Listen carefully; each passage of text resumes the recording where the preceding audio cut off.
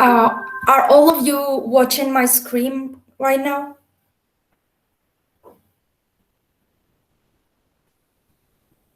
Okay, perfect. So hello and welcome to the 10th reading session. It's really exciting and I want to congratulate you and the organizers for that. Okay, so for this session, I wanted to start with reviewing what we did so far. So it has been 12 weeks where each Friday we have a reading or a coding session and almost 3 months. So we started in September 11th and now we're in December. So it's really great and exciting. So let's review some of the paper we read and what we want to read next and what are your feedbacks, your suggestions, etc. So the first paper we read is about a discovery of deep learning for scientific, a survey of deep learning for scientific discovery. And in this survey, we studied the pipeline of deep learning, some concepts like transfer learning, what are the different types of models like CNNs, RNNs, etc.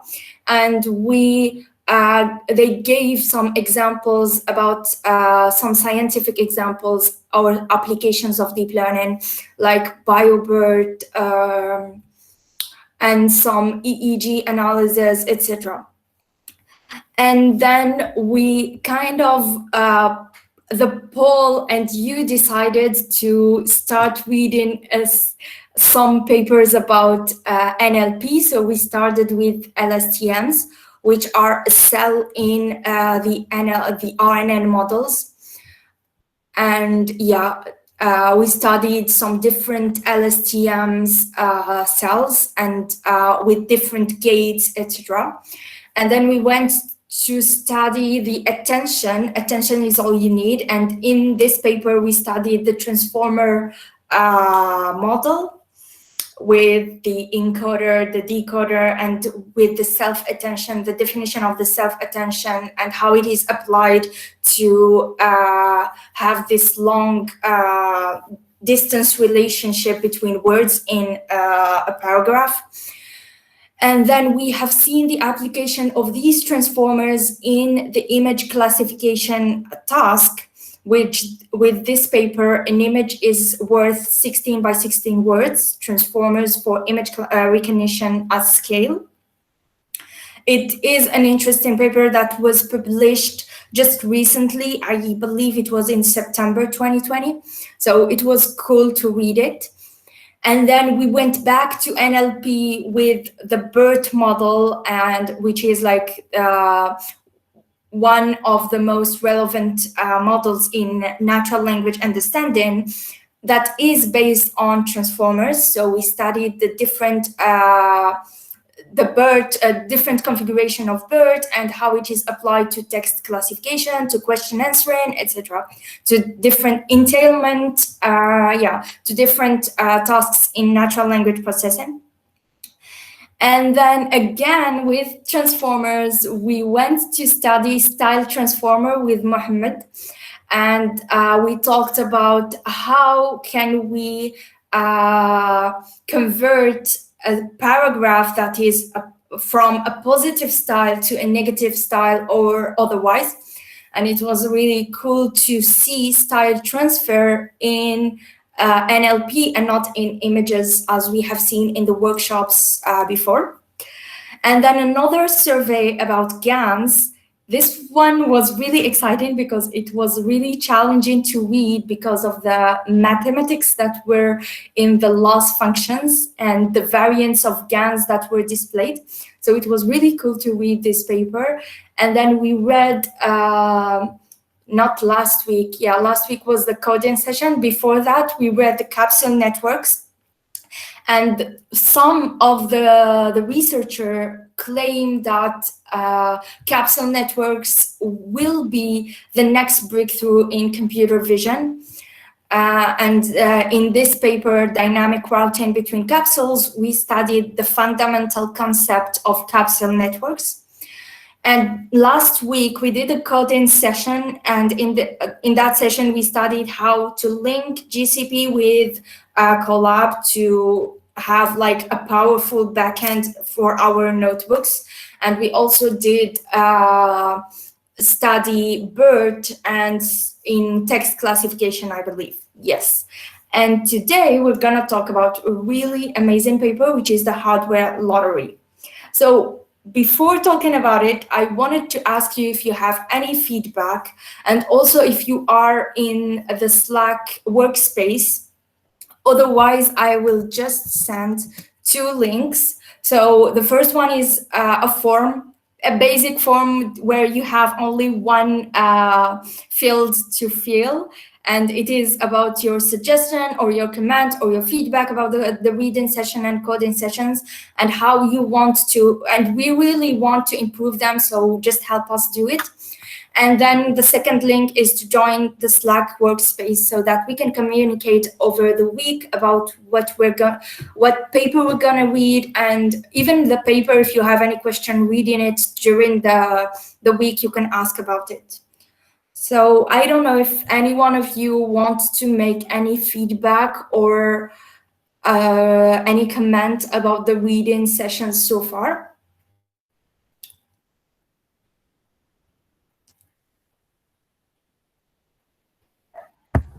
Yes. I have a suggestion. Yeah.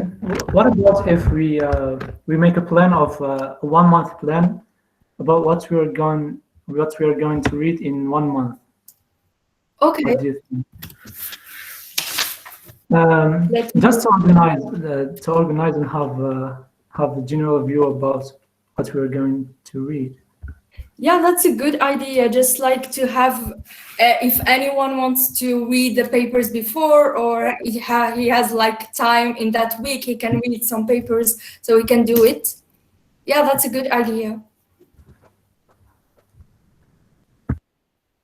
Okay, thank you. Anyone else have another suggestion, or maybe I don't know about the coding session, but what I want to do is to incorporate them, to include them like in the reading session. So maybe next week we won't have a paper to read, but we will have like a coding session, and then the other week a reading session, etc. So there will be like reading sessions, and then among them some few coding sessions.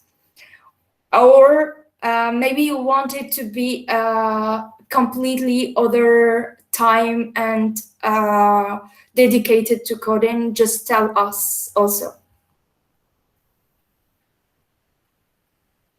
Okay, so if anyone has a suggestion, please write it in the forum so that we can improve our reading sessions. And for the suggestion of a 1 month selection for the papers, I think it's a good idea, and we will implement it, inshallah, from next week.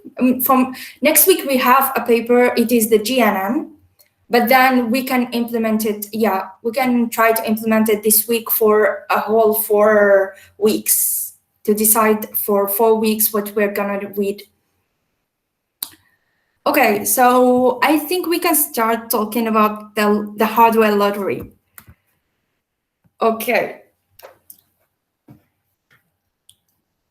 Okay, so I really enjoyed reading this paper, the hardware lottery. One of the cool things about this paper is that we didn't yet read this kind of articles. We read some survey papers. We read some. Exactly, it's as Mohammed said. It is like history and then opinion of the writer, of the author. So it's kind of philosophical paper also, and we didn't read this kind of paper, so I really enjoyed it, and it helps you question if the models we're building are based on our inner knowledge of the hardware or not. Like they are claiming that when building our models depend in a lot on our hardware, our current hardware we're using. So this is the hardware library, but we're gonna describe it more in details. Okay, so I think that's all I have to say for this slide. Yes, we're not going to read the abstract because I think we should define what the lottery is, etc., before reading the abstract, as it may contain some weird terms. Okay, and it is a new paper. It was published in September 2020, so it's cool to read it. So, yeah. First, what I wanted to do is that I wanted to explain the context. So the paper was published in 2020. What is the current state of AI or deep learning applications now? So we know that deep learning applications have achieved great breakthroughs in many fields: robotics, autonomous driving cars, medical diagnostics. We have also art, and there are a lot of fields where deep learning is now part of the top solutions. But deep learning is too expensive in terms of computation.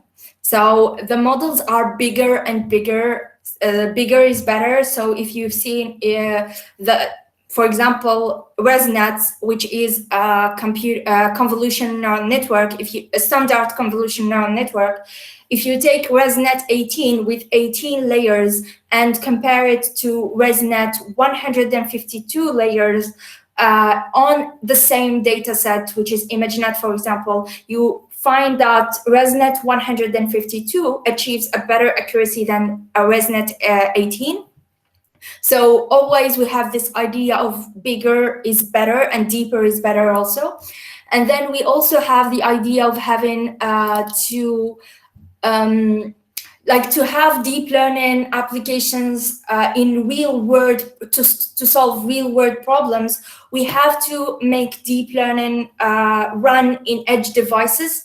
By edge devices, we mean the smartphones, the little chips, etc., the resource limited hardware. And when you like to do it, there are some problems. So deep learning applications require some specialized hardware. What do we mean by specialized hardware? It's like the TPUs, for example, if you heard of them. So TPUs are special hardware that optimize decomposable instructions, like the matrix multiplication, for example.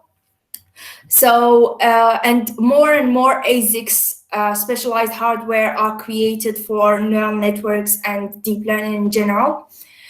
And another way to optimize deep learning applications and make them run in real world situations is to work on the algorithm themselves. So it's to work on the models and try to make them efficient.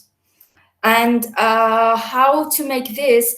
I don't know if you heard about, for example, MobileNet. MobileNet is a model, a convolutional neural network model that can be run in a really resource-limited hardware, that can be deployed in a really resource-limited hardware. But how we achieve this is by trying to find some compact convolution and trying to reduce the size of the model. And we always have this trade-off between the accuracy and the efficiency. So the model size, for example, as we said, bigger is better. So when we shrink the model size, we will also reduce the accuracy. So we have this trade-off between the accuracy and the efficiency. Another way to optimize deep learning and to make it run in real-world situations is to optimize the software. I don't know if you have seen, but recently, the last PyTorch Developer Day in 2020 was like last month or the month before it, I don't remember. But in the keynote, they stated that one of the focus of PyTorch now is to make their backend more optimized by for example, linking or integrating some compilers or adapting the code so that it can have some transformations that allow to make them run faster. So these are the three paths that are now really trending for optimizing deep learning applications. Okay, so now that you have the context, let's talk about what is the hardware lottery that is described in the paper.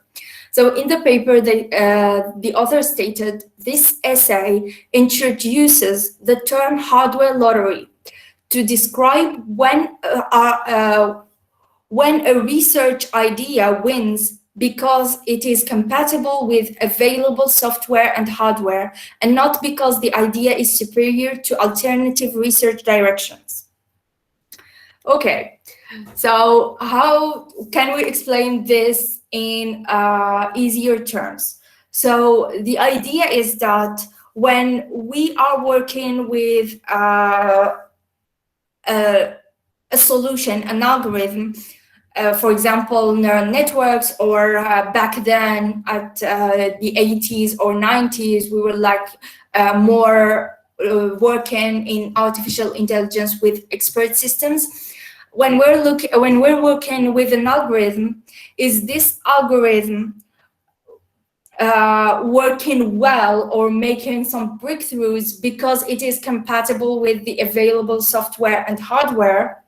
Or is it really because it is superior to other solutions? So this is what the term hardware lottery tries to describe. So do the previous decisions enslave us? And there is like a really great example that we're going to talk about it just in the next slide. So, and these are the questions that the paper is trying to answer. Do the previous decisions enslave us? Is it only good because it is suited to the hardware and software we currently have? And what does it mean when a research idea wins? So if we're looking at what needs to be optimized so that deep learning can run in real-time problems to solve real-world problems, we have these three components. We have the algorithm, the model. Next, we have the software. And also we have the hardware. So these three components needs to be optimized at the same time so that we can have machine learning run in a diverse panoply of hardwares, situations, etc. And they, in the paper, they are arguing that machine learning researchers, mostly ignore hardware despite the role it plays in determining what ideas succeed. So this is the whole, if we can summarize the paper in one sentence, it will be this: machine learning researchers mostly ignore hardware despite the role it plays in determining what ideas succeed.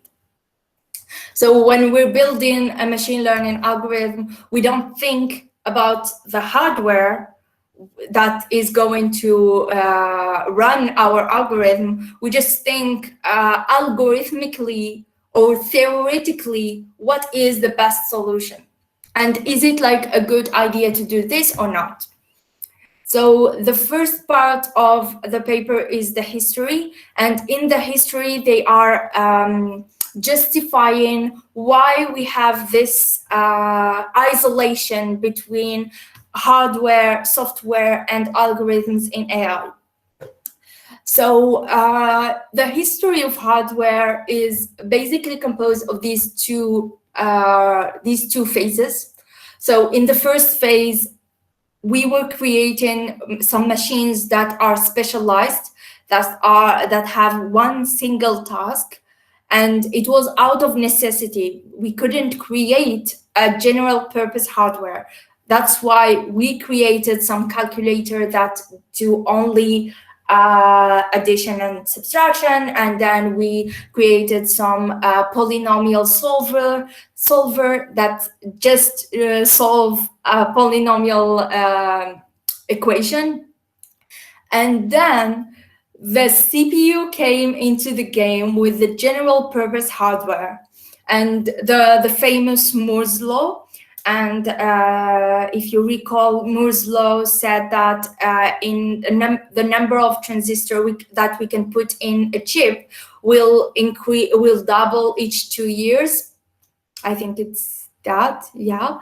And if I'm wrong, just let me know, please. And then based on this law, if we create a specialized hardware at time t, we will have a general purpose hardware that beats this specialized hardware the next year or the 2 years later. So this was like a bummer for all the hardware creator or developer that wanted to create some specialized hardware for one single task or one single algorithm.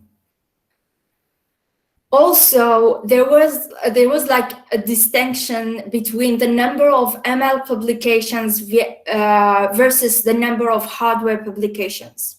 So the number of ML publications grows actually still now really fast compared to the hardware publications. Partly because of the hardware, because hardware publications are mainly created or written by huge companies that are working, that are like have their foundation commercial on the hardware publications they are doing. So they cannot like publish them directly. And in ML, we have ML in universities, we have ML in research centers, etc. So the number of publications is really growing from year to year. Okay. So this is, I believe this is the history. This is summarizing what they talk in the history and why we have this isolation, because we created the CPUs, and once we created the CPUs, our mind was like, I'm gonna focus on the algorithm and not on the chip or the hardware, because the hardware can do anything. They are general purpose, so they can do any instruction I will ask them to do. But now I'm gonna focus on the algorithm and how to do it. And this creates this isolation between the hardware community and the machine learning research community.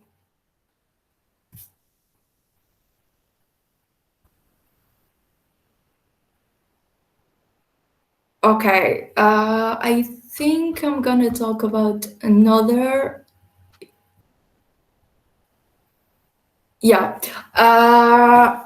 And then what they call the lost decades, I believe we know it. We already talked about it in a lot of talks. We said that algorithmically talking, neural networks began really in 50s, 60s, 1960. And we had like convolutions in the 80s by Yann LeCun. So the algorithm were there, and the lost decades is when we had the algorithms, but we didn't have the data and the hardware to run these algorithms. So this is what we call in artificial intelligence or in deep learning the lost decades.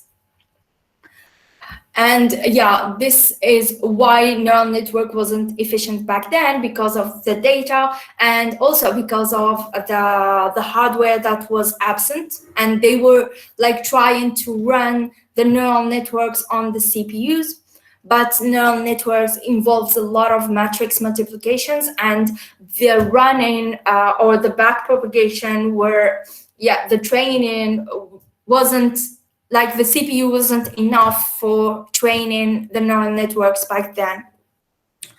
And then yeah, and then there was like some specialized hardware for neural networks, but as I said, Moore's law, as as they created the specialized hardware, the next year one CPU could beat this specialized hardware. And in terms of software, there was like the most used software in artificial intelligence were Prolog and Lisp, and they are based on the logic programming paradigm. And this paradigm is really well suited for expert systems where we have like a list of rules. If this, then that, if this, then that, if this, then that. So when we have this list of rules, it is really suited to use the logic programming paradigm. So use Prolog and Lisp. But then for neural networks, it wasn't successful, and it was really bad to program neural networks with logic programming. And thanks to video gaming and by chance, we had the GPUs, and the GPUs are better at parallelizing a set of simple decomposable instructions like the matrix multiplications. Yeah. Do you hear me? Just say something or do some sound. Okay, thank you. Okay, so if you have any question, just ask. Interrupt me at any time and ask your questions, please. Okay, so and then the GPU came into the game, and the GPU was like the best at that time. For neural networks and for training. So thanks to video gaming, we could train our networks and have breakthroughs thanks to neural networks.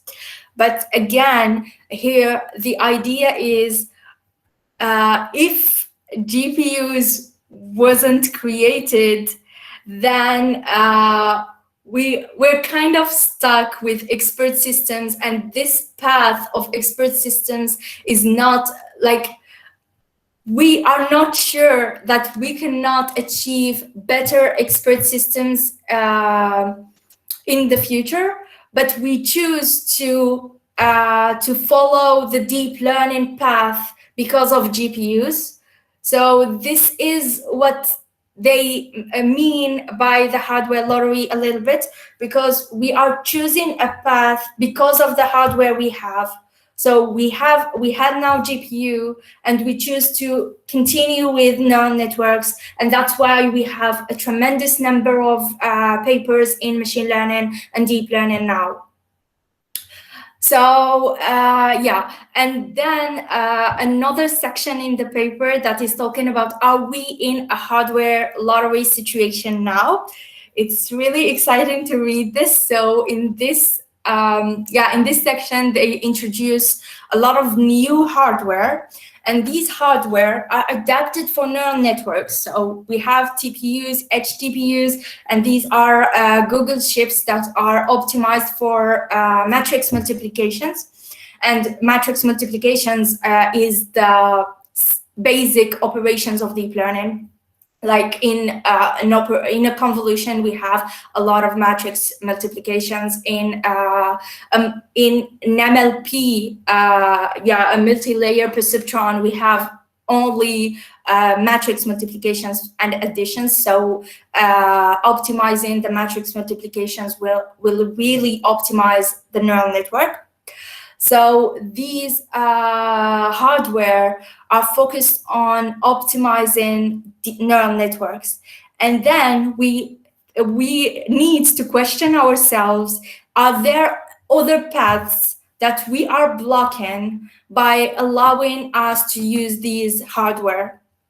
So this is the kind of questions that make you ask by reading this paper. And also they talked about capsule networks. So weirdly, capsule networks run well in CPUs and not really well in GPUs and TPUs.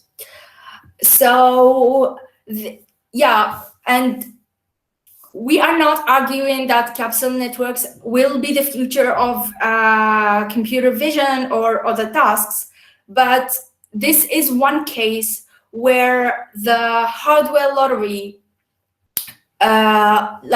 will restrict us from using capsule networks because of the hardware we have or because of the software we have.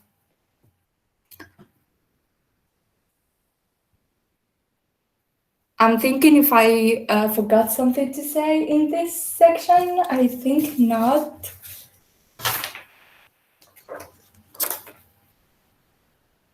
Yeah. Okay. So the last section is the way forward, where the author gave some suggestions and talk about the future and how can we make sure that we are not in a hardware lottery situation. But I believe that we can't make sure of that. And I also believe that it's not only about hardware or software, but general environmental constraints that make us do this kind of algorithm rather than another one. For example, if we see convolutional neural networks, in the past years, we were using the 9x9 convolution filters. Yeah, but now we are more focused on using the 3x3 or 5x5 in sometimes, but mostly 5x5 and 3x3. And why didn't we finish the path of 9x9? Maybe one day someone will come and tell us, okay, I studied the 9x9 convolution and tried to optimize it and make it like this, and I have this achievement, and it is state of the art. So I think in research, we always do this kind of lottery with a lot of things, not only hardware and software, but hardware and software are the most important things in computer science because they are our tooling and how we are creating. Yeah, they are basic things that for sure we're going to use them for our algorithm. So I think that's why the paper is about hardware and software, but we can generalize the term lottery for a lot of things in research. And then in the last section, they are talking about the way forward and how we can make sure we don't fall into this situation.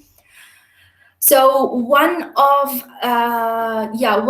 the solutions that were stated is to experiment using RL to optimize chip placement. This is a really interesting solution. So we are creating the chip, and the algorithm we're looking that will be run in this chip, and using RL we are optimizing the chip placement, which is really good. And I think that InstaDeep, a startup in Tunisia, is working on that, or at least they are working on reinforcement learning applied in chip placement. But I don't know if it's for optimizing deep learning or optimizing chips in general. Another thing is that a lot of researchers renewed their interest for FPGAs and CGRA, which are reprogrammable chips or hardware. So we have like some gates that we can adjust, and some they are reprogrammable. Also, I wanted to mention a neural architecture search. So neural architecture search is the field where we are looking for the best model in a set of models. So we have a set of architectures. So for example, I have, let's say I have some standard models, just for the purpose of simplification. So I have MobileNet, I have ResNet, I have VGG, I have some standard model in computer vision. And then I'm looking for the one that give me the best results in a certain data set, in my data set, for example. So I have a startup, I want to have an image classifier, and I'm looking for the best model or architecture that will give me the best accuracy. Some of the neural architecture search works combine the hardware and the architectures. So what they are doing is that they are looking for the best architecture and the best hardware that will run this architecture for me to obtain a better accuracy. And I think, yeah, the paper didn't mention these works, but I think they are worth to be mentioned here, because they are trying to find this association between the hardware and the algorithm, and we are working in the two directions simultaneously. So I think they are worth mentioning here.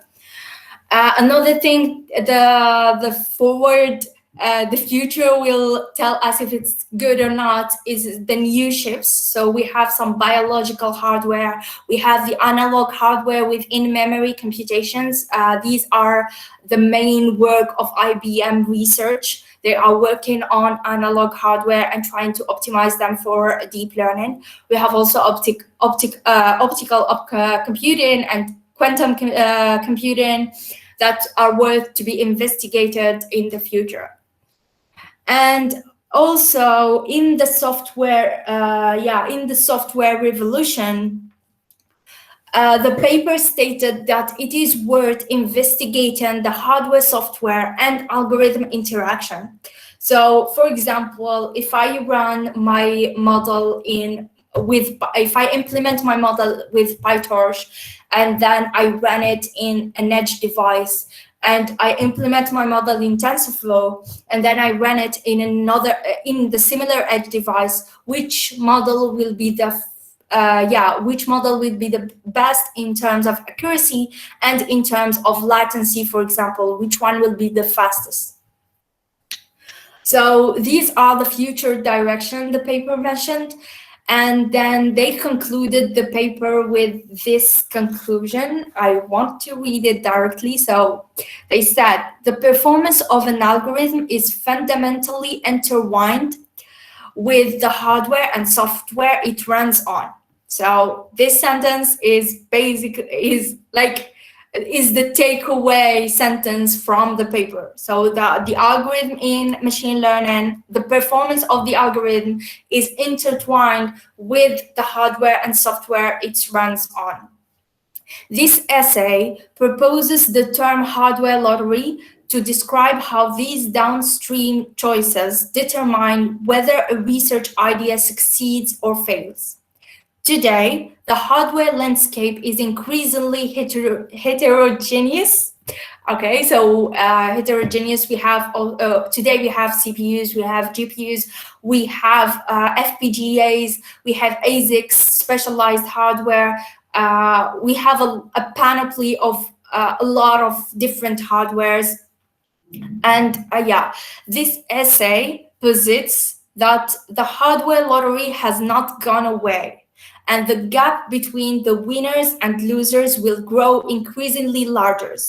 So this idea of gap, imagine that we are choosing to use neural networks because we have GPUs, for example. And in the neural networks, we continue the path. So we do a lot of publications, a lot of research in the neural networks, but we block the research for expert systems, for example. And in this case, the gap between the neural network, the results of neural networks, and the results of expert systems will grow increasingly larger, because we stopped the research because of the hardware we have. In order to avoid future hardware lotteries, we need to make it easier to quantify the opportunity cost of settling for the hardware and software we have. So we need to investigate this, and we need to have a clear idea of what's working and what does not work. So I think we talked about Only, yeah, we summarized the paper, and if you have any question, please ask. Or if you have any additional information, or if you want just to say anything. You didn't talk about the numbers. Oh, okay, 30, yeah. Okay, so yeah, in the paper they are mentioning that to create, for example, a hardware, yeah, I didn't talk about GPT-3, that's 30 to 80 million, I forgot.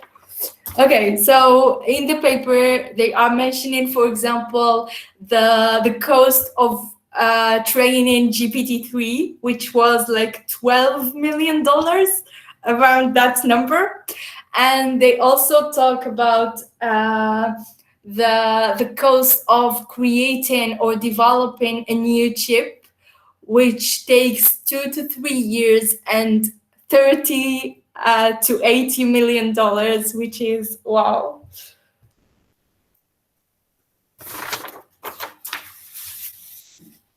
Do you have any other number you want to mention?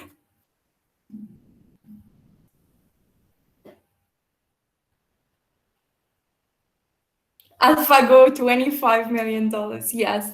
But I think when you compare these numbers in terms of algorithm vs hardware versus hardware, to create a new hardware, it's really huge. We have 2 to 3 years and $80 million, and we don't even have the idea of how to create these new chips. But for the algorithms, it was clear. For example, for GPT-3, the algorithm was clear, but then we need a lot of cost for the training. So I believe it was worth it, but yeah, it's a lot of money.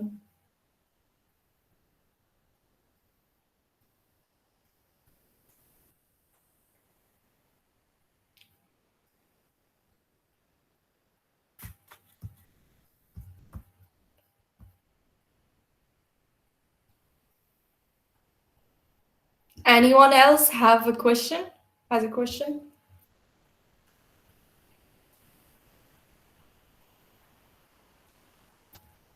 Maybe something I missed. Also, the paper was really fun to read and really smooth.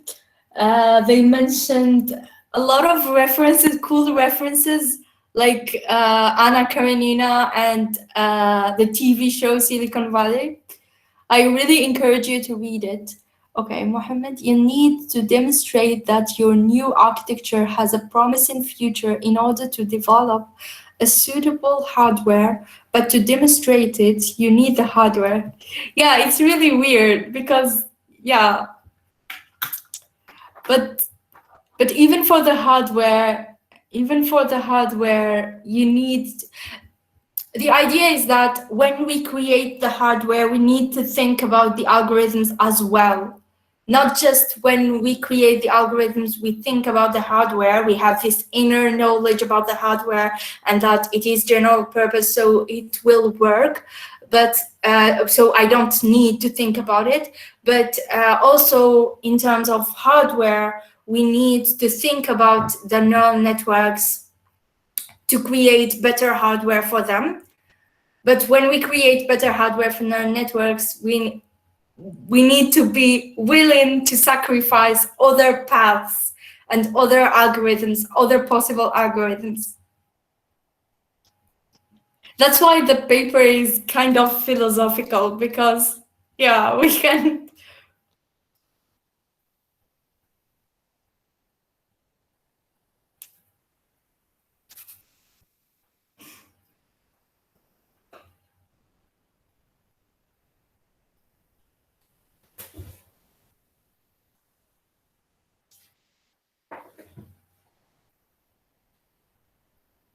Any other question?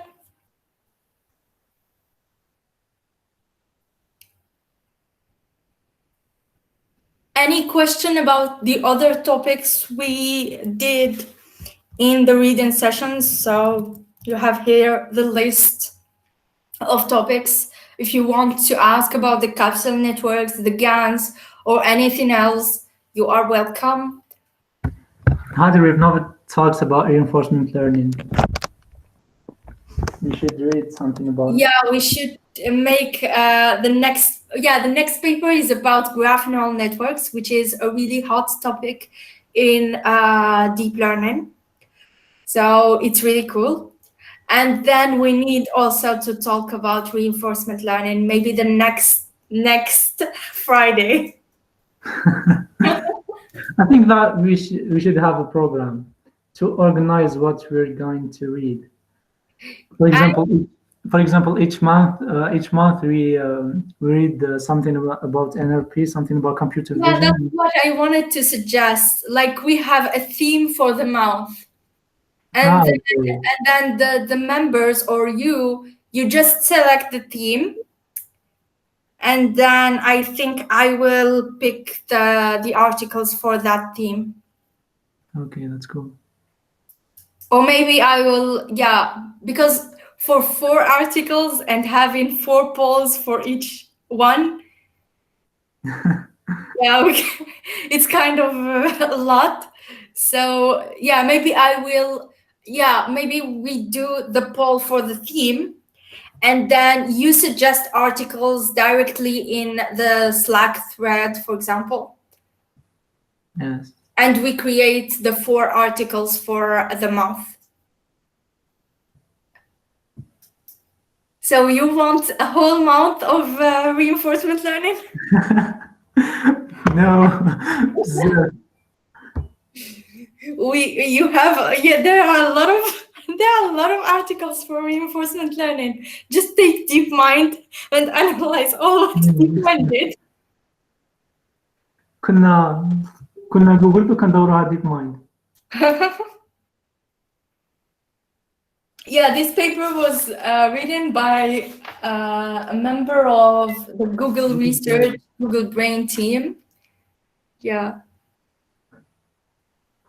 And if you hear her talk or speak about her curriculum and what she did, it's really cool because it is worth reading about her story. It's really inspiring. Okay, so I think we're done. If you have any question, any suggestion, anything, just tell us. And you can also tell us in Slack. Let me re-share these links. Please give us some feedback. Give us some critics, especially, so that we can improve ourselves. And and connect with us on Slack. And don't hesitate to suggest things or ask anything, or even just add some additional information. Okay, so I think we're done. Thank you, and next week inshallah. So يعطيكم صحة.